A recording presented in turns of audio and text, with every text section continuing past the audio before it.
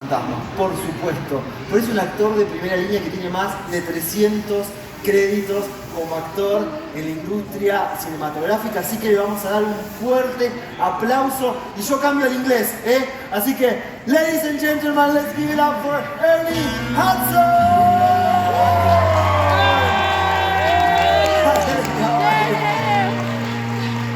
Welcome to the panel, how are you? All good? Fuertes aplausos, sí, muy bien. Wow, day 3 in Argentina Comic Con, how are you feeling? I'm feeling very, very good. It's so exciting to be here. Good to see everybody. It looks amazing. Yeah, full Happy. crowd today. Happy. And are you enjoying your stay in Buenos Aires? You were telling me backstage you didn't have a lot of time to do too much? Yeah, I came to Argentina with my wife. We wanted to have time to vacation, and then I got called to work, so I have to go right back, so no vacation. But still enjoying being here. Yeah, did you People very, very nice. Oh, that's great. And did you get to try any local food or something? The hotel food, the convention food. But, tomorrow we'll go to a good food place. Okay, well if you eat meat, you definitely need to try our local barbecue. That's kind of like our signature thing. Yes, I'm looking forward to it. Great, so I was introducing you, I was telling you, of course we're going to talk about Ghostbusters, but you are an actor with over 60 years of experience in the industry. You have like close to 300 titles that you participated in. How does that feel, staying relevant for this long in an industry that's tough, that's difficult? It's a tough industry, but I think that people who survive in an industry, any industry, for a long time, it's their calling. They're called to do the work. Sometimes you want to do something because you want to make money or because for other reasons. But if it's your drive, if it's your calling, then you find a way. The universe will guide you to your success. Yeah. If this is what you're meant to do. Yeah. And I've always felt that I was called to acting. It's the only thing that I can even imagine doing. That's great. And when did that call hit you? When did you realize, okay, I can be an actor? It's a good job. Well, when I finished high school, I went into the military, but I have asthma, so they discharged me after 9 weeks. Okay. So I was back home. I was dating a girl who had a difficult home, so I married, and we had 2 children, but we were too young. The marriage ended, and I had responsibility of my sons. But I got into college, the university, and I discovered theater. Now I had tried a lot of jobs, but I was bad at every job. But when I found theater and I found acting, I found my place that I called home. And I knew that this is what I would do for the rest of my life. Wow, that's amazing. And you started in theater. When did you decide, okay, I'm gonna move to Los Angeles and I'm gonna try to make it as a film star? Well, I was acting in Detroit, doing local theater and local television, some small parts in movies. But once I was a single parent, I knew I had to make a better living. And so it meant moving to Los Angeles where there were more opportunities. And I had a brother who was living in Los Angeles who could help me with my children if I got busy working. So once the marriage ended, I came to Los Angeles. We had a small apartment, 1 bedroom. So my 2 sons took the bedroom and I slept on the couch. But we did okay. My sons raised me because I was really young, and I knew I couldn't do anything that I would be embarrassed for them to know. So they kept me on the Yeah, they kept you on the path. right course. Yeah, and how did you cope with, the first steps as an actor? It must be difficult. You don't always get the audition or the role that you want, and you had this extra pressure of needing to provide for two children. Yes, yeah. How did you manage that frustration? What kept you going? Well, I always knew that. I've always trusted the universe to guide me. I never trust people. Sometimes people will be very nice, but when you really depend on them and need them, they sometimes don't deliver. Yeah. But the universe always delivers. And when you have children, you know you have to provide. So I would go to an audition and try real hard, but if I felt it wasn't going well, I'd stop and start all over again until I felt they saw me.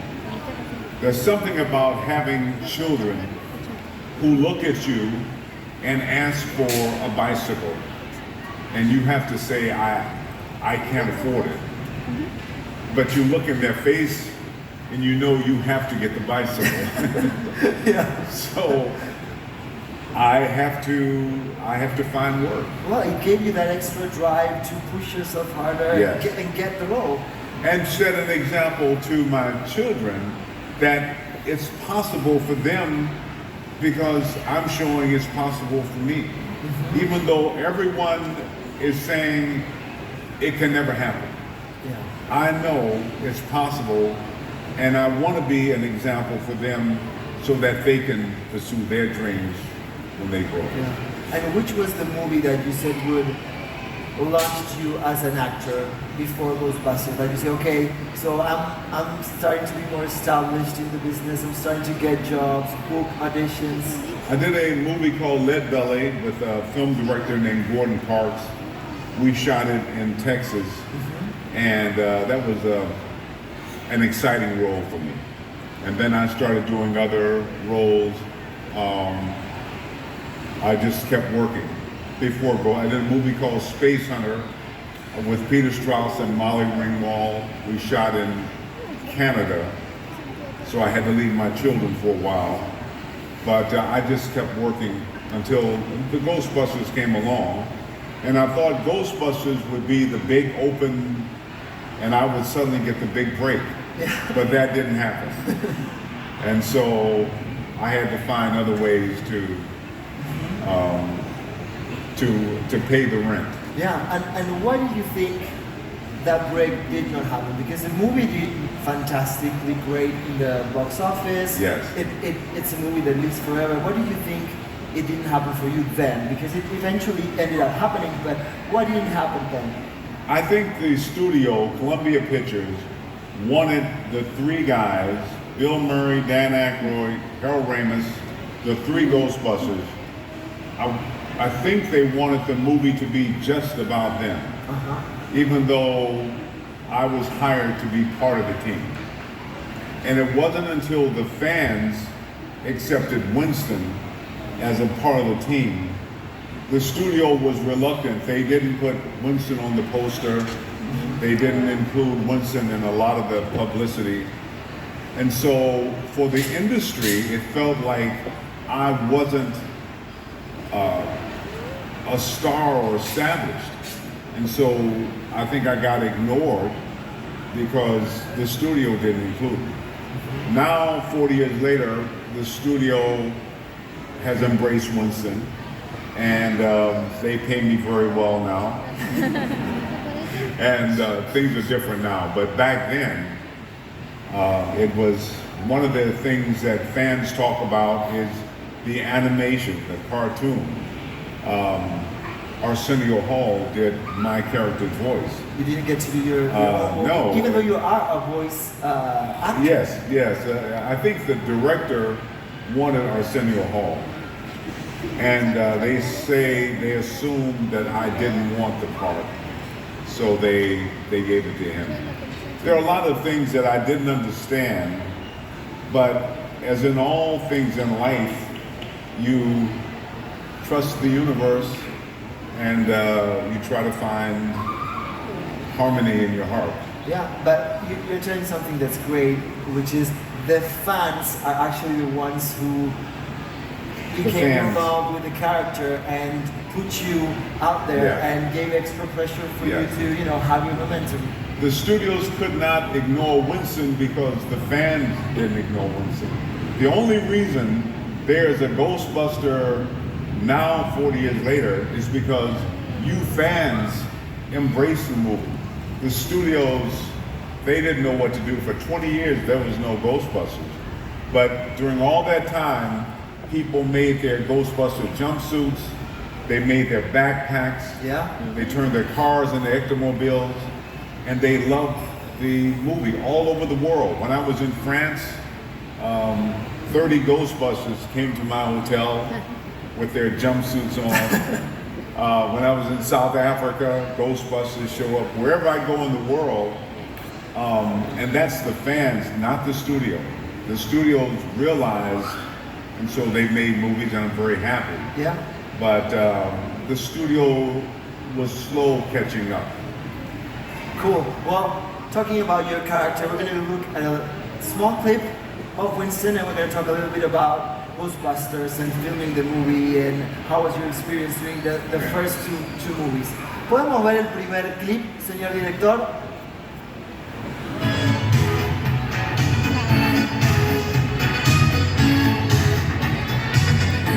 Do you believe in UFOs, astral projections, mental telepathy, ESP, clairvoyance, spirit photography, telekinetic movement, full trance mediums, the Loch Ness Monster, and the theory of Atlantis? If there's a steady paycheck in it, I'll believe anything you say. Judgment Day. Judgment Day. Every ancient religion has its own myth about the end of the world. Myth. Ray, has it ever occurred to you that maybe the reason we've been so busy lately is because the dead have been rising from the grave?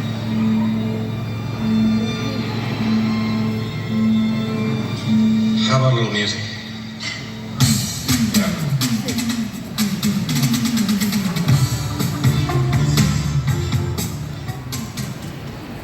Wow, that's great.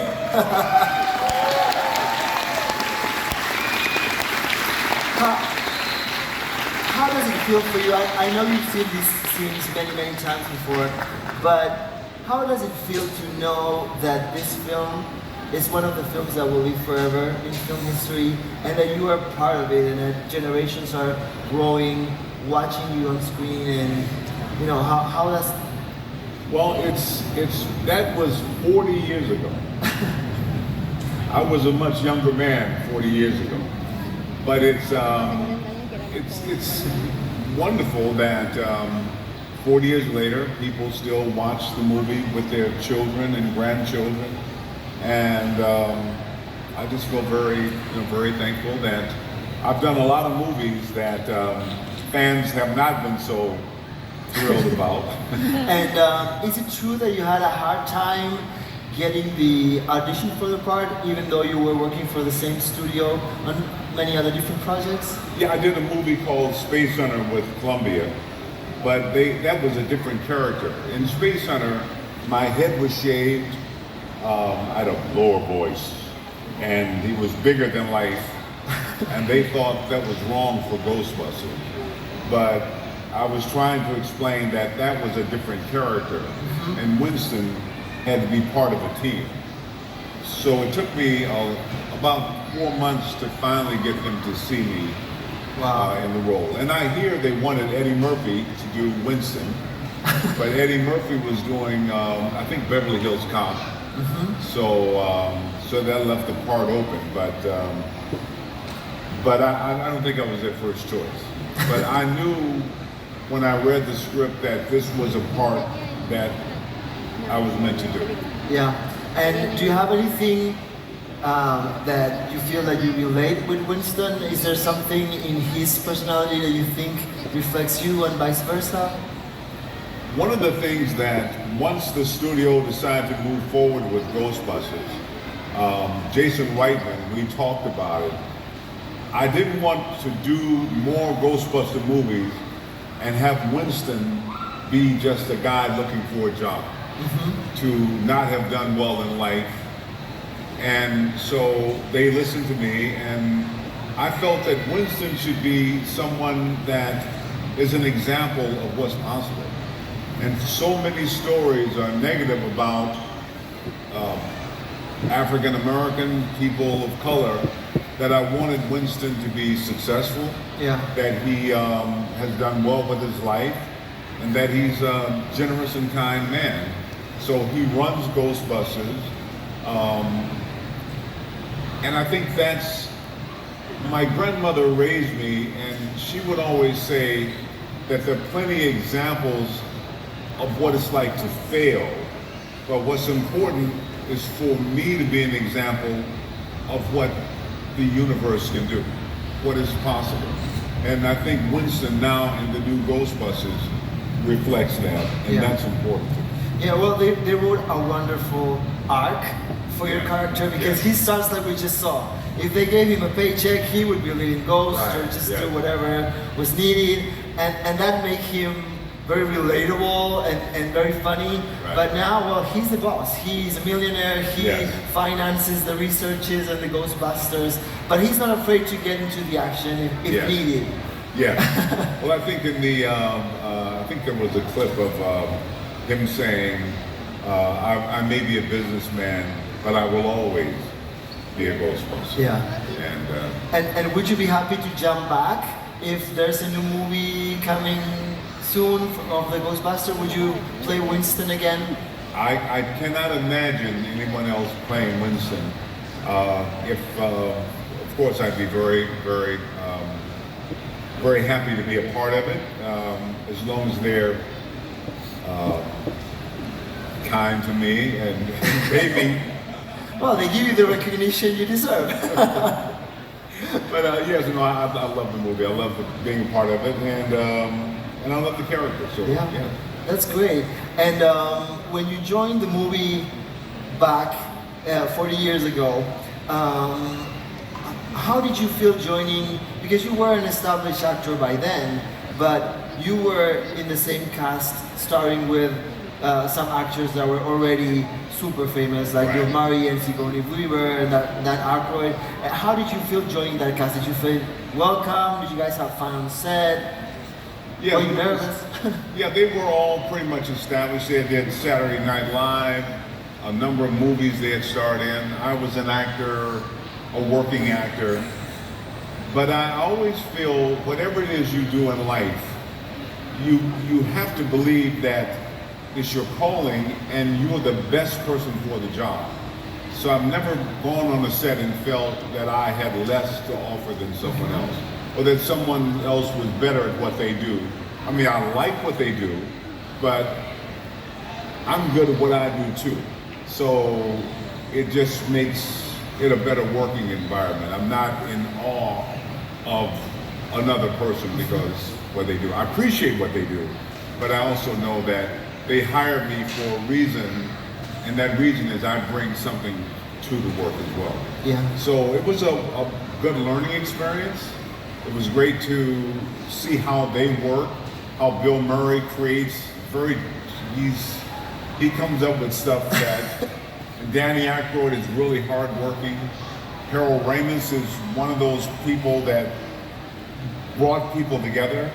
Sigourney Weaver is just such a lovely person. So it's always good to work with good people because you always learn. And so it was a wonderful learning experience for me.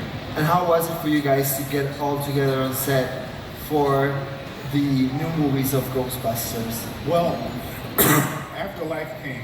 Oh, sorry.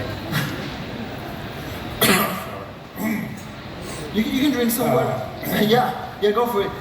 We'll do the following. While you drink some water, we're going to watch a clip of you coming back on set for 40 years, and then we'll talk a little bit about how was it for you guys to go back on set. ¿Podemos ver el segundo clip, señor director?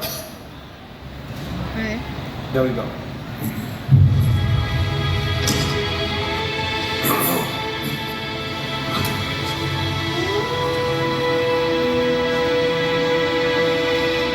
We're back at the original firehouse in Los Angeles where they shot the interior for the 1984 film and the sequel. Ernie, when you walk in, you become a little more straightforward.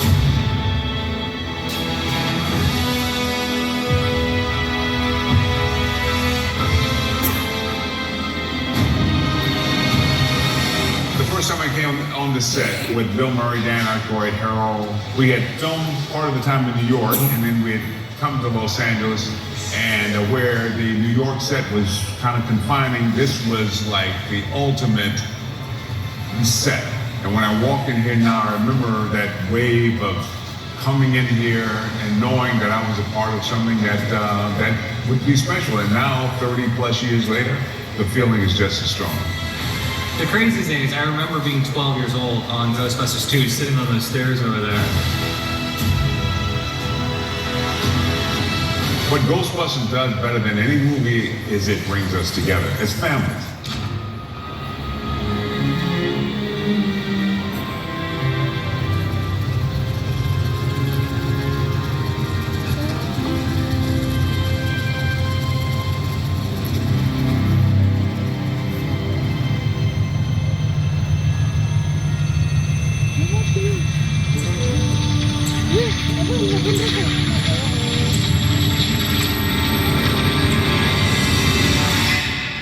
Wow, that's great. Yeah. And how was it for you to go back on set? Was it the same set, the same car, the same everything? Well, you know, this is a movie that's been a part of my life, over half of my life. And there was a period when we thought it would never happen again. About 20 years, nothing happened. And when we finally got together and to see Bill Murray and Danny and Harold, I mean, not Harold over there, but to see the guys in their jumpsuits and Sigourney Weaver and Annie Potts, it was very spiritual. It was very emotional that these are people I've shared so much with. And here we are making another movie, and we hope the fans will like it, and apparently they have, because we made 2 movies since. So it means more to me than I can even tell you. Wow. And how was it for you to now welcome the new generation of Ghostbusters that joined the last 2 movies? How was that experience working with Paul, with Finn, and with the rest? Well, the new cast of Ghostbusters, the young people coming in, McKenna Grace and Finn, I think Finn's last name right now, but it's a great group of people, and very talented. I'm so honored to be a part of it. I know that whether we ever do any more Ghostbusters, the new group can carry it forward, and I think they have the sense of what Ghostbusters is all about. Every culture has its ghost stories. I'd like to see Ghostbusters now go outside of New York. Maybe do Ghostbusters in Argentina. Yeah. That would be great. We all have our stories, and we all know that this is not a forever experience. I realize that most of the people that I grew up with, they're no longer here. And no matter how good I feel, at my age, almost 80 years old, this is not forever. So we're all curious about what the next stage is, and Ghostbusters sort of helps us kind of laugh about and think deal with about it a little bit. What is coming next. Yeah, so from what you're saying, I can assume you believe in ghosts, but I'm going to ask the formal question. Do you believe in ghosts? Yes, I believe that, I believe we're human beings, but I think we're only human for a short time. I think we're beings forever. And there's something else going on. We only have 5 senses.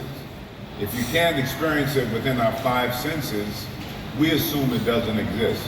But we know there are things going on that is happening right now as we speak. And at some point we'll understand more. I don't think it's meant for us to understand it in this lifetime. But yes, I definitely believe there's a whole lot going on that we have no clue. That's great. And well, between the first 2 movies and the last 2 movies, you just said 40 years passed. What did you learn from the industry, from working in so many films and TV series and doing voiceover for animation and many other projects? What do you think changed with you as an actor from the first 2 to the last 2? When I first started Hollywood, it was the studios controlled everything, and it was impossible for you to make your own movie, say. you had to go to the studios. They control everything. But now the door has opened with technology where you can star in your own movie. You can be an instrument in making your career happen. You don't have to depend on a lot of other people. So I'm hoping that creative people all over the world will say, you know what, I can do it, and tell your own story. Because Hollywood was determined to only tell certain stories. But there are a lot of stories that haven't been told. And the world needs to hear those stories. Yeah. And talking about that, is there a particular story, a particular character that you would say, I would really like to play this character? Do you have something in mind, or do you feel that you're all set? Well, I'm very happy. I've been very blessed. I love to work. It's always fun. I'm always open to something new. But yeah, no, I just like to work. And have you ever considered maybe like directing or script writing, because you have so much experience and knowledge from? Well, the problem with directing is you have to work a lot. You have to be there all the time. All the time. I don't want to work a lot. Producing the same thing. So, like I said, you can tell your own stories, but that is a lot of work. You know, I just want to be. All my life, I've been waiting to be that handsome leading man. So I want to be the guy that gets the girl in the end. But otherwise, I just enjoy having fun and always open to new experiences. So let's see where it goes. That's great. And well, in between these movies, you've done so many things. Like I said, you've done television, you've done film. Do you have a particular favorite project that you were in, that you always keep in your heart, that you remember? Well, I haven't found the perfect role yet, but if you look at my career, there's some films that I feel very good about. I love doing Congo, the action movie that was fun. I like that character of Monroe Kelly. I love doing The Hand That Rocks the Cradle. I like that character. I did a television series called Oz that it was some wonderful creative people that I recently worked on a television show called Grace and Frankie with Lily Tomlin, and I love working with good people, and you know, The Crow, working with Brandon. I'm so thankful that I got a chance to work with him before he transitioned. So I've been very, very blessed over the years to work with a lot of really wonderful people. Yeah, that's great. I really need to ask this question again. One of your many projects that you participated in, maybe you didn't have like the biggest role, but was Twin Peaks. I'm a personal David Lynch, Mark Frost fan. How were you approached to do that participation, and did you get to work with him? Did you absorb any knowledge from being on set with him? With David Lynch on Twin Peaks. Twin Peaks. Yeah, he David Lynch called and asked if I'd be a part of the show, which I was impressed. Of course, I always want to work with him. I didn't do a lot on the show, but at the end of filming, he complimented me very nicely. But I'm just so happy to have been a part of it. You know, and like I said, I think the blessing. If you're a good carpenter, when you get a chance to work with the best carpenters in the world, it's got to be a special treat. And that's how I feel about working with some of the people in the industry. Yeah, and then you also did another big television series, which was Grace and Frankie, joining also two top amazing actresses, being the love interest. Is it true that at first you were going to be Jane Fonda's love interest and things changed? What happened? Yes, originally they called and asked would I be interested in playing Jane Fonda's love interest. And I thought, how old is Jane Fonda? But there's not that much difference in our ages. But then later they said Lily Tomlin.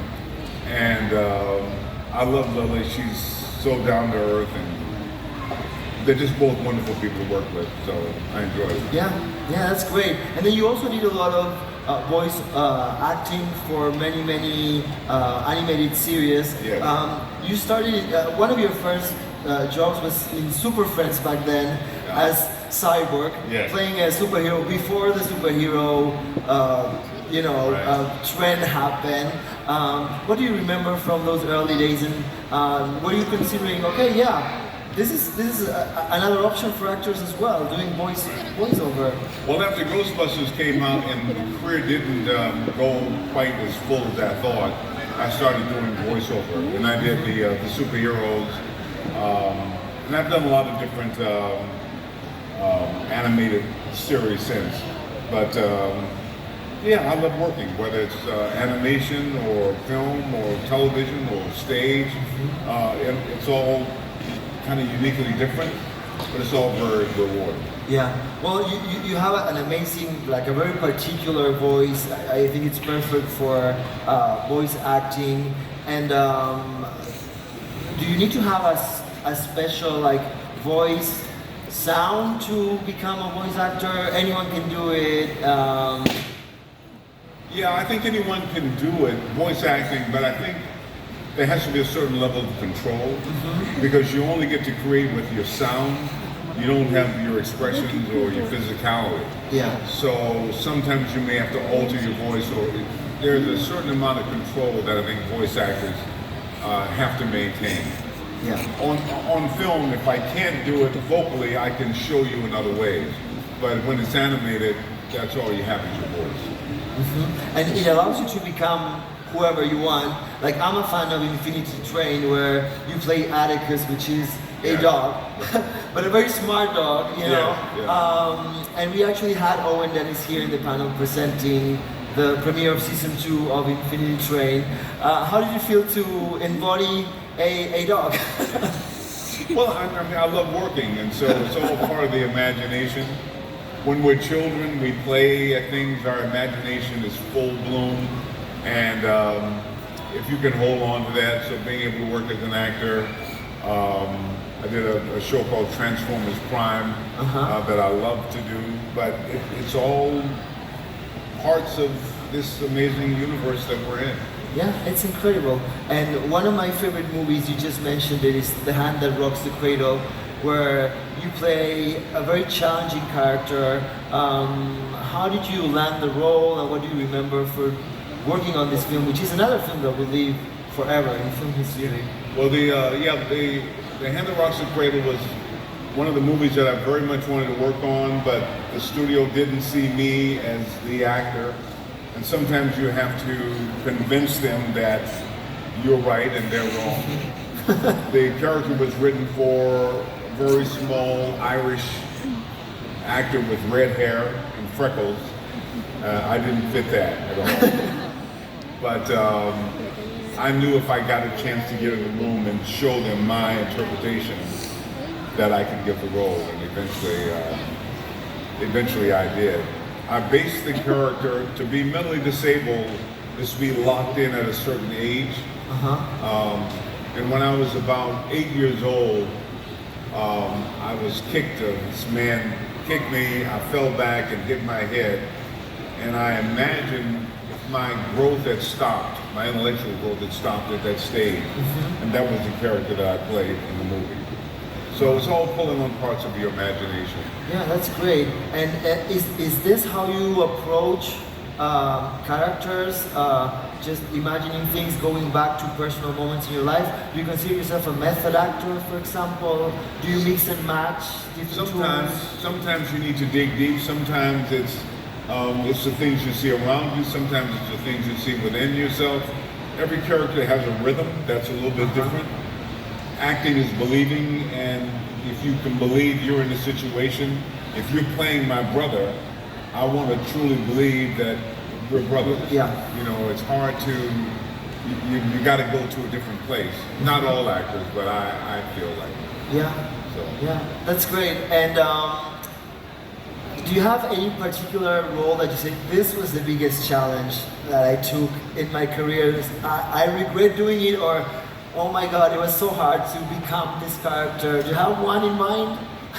There's an actress called Betty Davis, and some of you older, would know who Betty Davis is. She was one of the all-time Hollywood greats. Absolutely. And I just got to Los Angeles, and I got a chance. She did a movie called White Mama, where she adopted a black teenager. And I got a chance to play the principal. And so I studied the role, and I was very prepared to do the role. And I did it. I felt very good about it. She complimented me on the role. A friend sent me the video of that movie. This was 50 years ago. He sent me the video, and when I saw it, I was terrible. I was so bad. It was awful. It was just, and I knew that I had in my mind what I wanted to do, but it wasn't right for that. But it's okay. And do you enjoy now seeing yourself, or is it always hard for you as an actor to see you on the big screen, or on? It's hard to see myself, because it's always something that it's hard to look at me. That's weird, I know, but because I get too critical sometimes. That was what I was going to ask you. Do you feel you're too critical or too hard on yourself? Yeah, sometimes too hard. You never look quite the way you think you should. You don't sound the way you think. Didn't quite go the way. So I don't make a point of watching my work. And another amazing movie that you were part of, and you also mentioned it. It's The Crow. It is another film that would live forever. With Brandon Lee, who passed during the making of that film. What do you remember from those days, and what happened to you when you actually were informed of what happened? Yeah, Brandon Lee was an amazing young man, very talented, had been making a number of movies that he didn't feel good about, and so he wanted a chance to show the world what he could do, and The Crow came up, and it was his movie starring in. I knew Brandon about 8 years before we made the movie, and he was just one of those kind people who was very embracing, included everyone. The night before he died, he took me and my wife to dinner, and he was very kind. She had lost her brother a couple days before, and he was very, very kind. And we just talked about things going on in his life. He had a 3-picture deal. He just bought a house. He and his girlfriend were getting married. All these amazing things, and the next day he was gone. I don't know how that happened. It breaks my heart. But I think he was wonderful in the movie, and I'm so glad I got a chance to work with him, and we got a chance to get the movie out, because I think it really is very special. That's great. And one question I wanted to ask you, because of all your years in the business, a lot happens. Like, the film industry is constantly evolving. Now it's streaming, and all this technical things getting in the way now. You guys film with green screen, when in the past it was more practical effects. How do you think the industry changed and evolved, and do you think it has evolved for the good or not so much? Well, it's a little bit of both. It has evolved for the good. We have a lot more stories. I think some of the creative stories, especially on streaming, the different networks, they're amazing, really pretty good. And it has evolved for the worse, like life. Some of it, like technology. It's a wonderful thing and it's an awful thing. It's what you do with it. So we can't change it. So the best we can do is try to embrace it, try to use it, and try to make it work to your own benefit. Yeah. Because it's not going to slow down. It's not going to change. And it is what it is. It is a tool, and like any tool, it has its good use and its bad use. It depends on how you use it, right? Yes. And so if you fight it, you won't win. But if you learn it,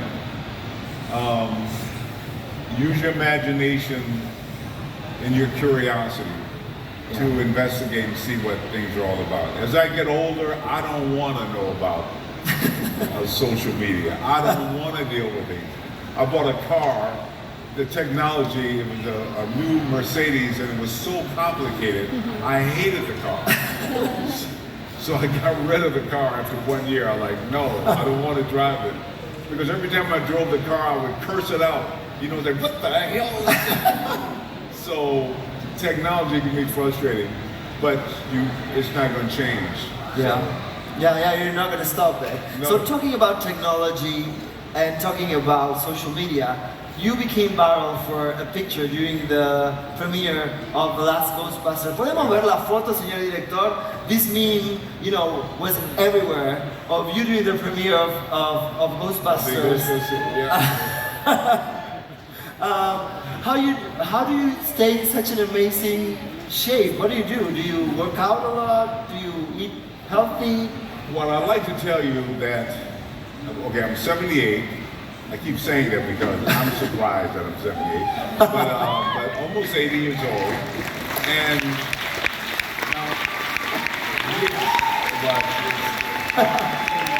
I didn't do anything to get to be 78. I just lived long enough. If you live long enough, you'll be, you know, if I keep living, I might make 100. But I think I'd like to tell you that I work out every day. I do push-ups every day. I do sit-ups every day. I only eat great things. That would be a lie. You just use your common sense and don't do foolish, stupid things. Yeah. That's some things are bad for you and you know it before nobody has to tell you. You know what you need to do. So just don't do.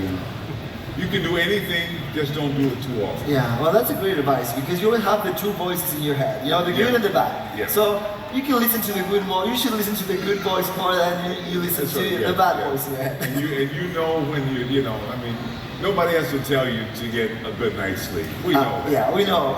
You know, no one should tell you you shouldn't drink every day. Yeah. You know, just use your common sense. Absolutely. Well, Ernie, it's been a pleasure having you. Unfortunately, our time is almost up, but I always like to end these panels with the same thing. I'm pretty sure we have people in the crowd and that, you know, has seen you in the meet and greets and everything that want to become actors or, you know, that have seen Ghostbusters and because they became fans of the movie, they realized, well, I like the movie, but I like acting even more, and they want to become actors. So, what advice would you give them to start? I think if you want to be an actor, first off, make sure you want to be it for the right reasons. If you want to be an actor to get rich, it's probably not the best profession because the odds of that happening is not very good. If you want to become an actor because you want to be popular, it's probably not going to happen. But if you want to be an actor because that is what you're called to do, trust your instincts. The universe will guide you to your success. I don't think there's anything else I could do. And when you're an actor or any profession, that's what your calling is. So just trust that, do what you know, you need to do, and don't trust yourself more than anyone else. Take advice from others, but trust your heart to guide you. And no matter what anyone offers you, just know that in this business and entertainment, no one will ever offer you more than you already have. So hold on to the thing most valuable, your integrity, your truth, your honesty. Hold on to that, because once you sell that, you'll never be happy. Yeah, well, that's a great advice, and I think it's the perfect way to end this panel. Ernie, it's been a pleasure to have you here in Argentina. You're always welcome. You're always welcome back. We're gonna take a picture with the crowd, and we'll see you around in the Comic-Con, okay? Pónganse lindos para la foto, chicos. Vamos a sacar una foto, van subiendo los fotógrafos, ahí estamos. Y bueno, que pueden mostrarse en Argentina Comic-Con,